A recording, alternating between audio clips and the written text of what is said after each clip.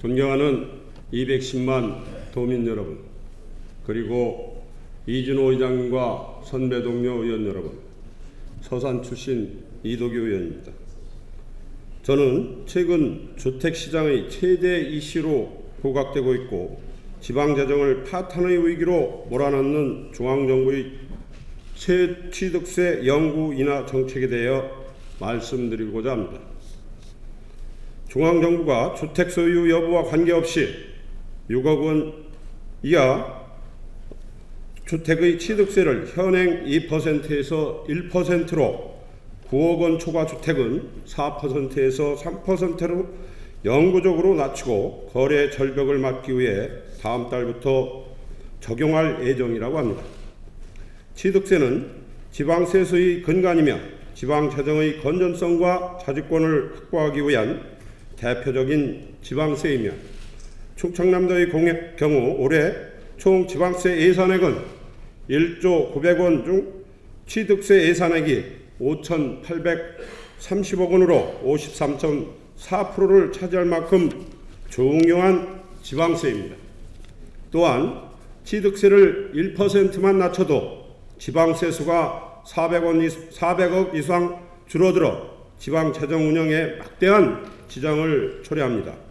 지방정부에게는 목숨과도 같이 중요한 취득세를 중앙정부는 지방정부와 이런 반고 협의도 없고 변변한 대책도 없이 침체된 부동산 시장을 살린다는 명분 아래 지방정부가 죽든 말든 영구적으로 인하한다고 합니다. 중앙정부는 취득세를 인하하면 침체된 부동산 시장이 살아날 수 있다고 주장하고 있지만 정작 실상은 그렇지 않습니다. 취득세를 감면했던 지난 몇 년간 자료를 보면 취득세 감면 시점에서는 부동산 거래가 크게 증가했다가 감면이 종료된 다음부터 거래량이 급감하는 현상을 볼 수 있습니다. 이것은 취득세율 인하가 중앙정부가 생각하는 것처럼 부동산 신규 수요를 창출하여 부동산 시장을 활성화시키는 것이 아니라 기존 수요자들이 거래 시점을 조정하는 효과뿐인 것을 알 수 있습니다. 게다가 취득세율 감면이 종료되면 주택거래가 갑자기 뚝 끊어져 버려 소위 거래 절벽 현상으로 부동산 시장을 더욱 왜곡시키는 것도 보았습니다.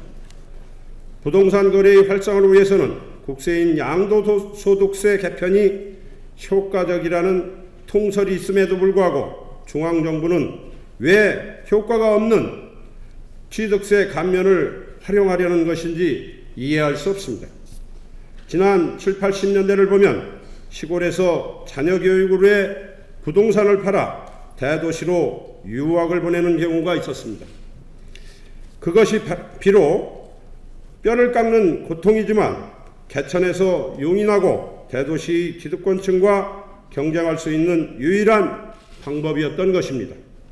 그러나 지금은 양도소득세가 높아지다 보니 부동산 거래가 이루어지지 않아 더 이상 시골의 자녀들을 교육시킬 수 없게 되었고 그로 인하여 시골 사람들은 뼈를 깎는 고통보다 더 아픈 빈익빈의 굴레를 벗어날 수 없는 것입니다.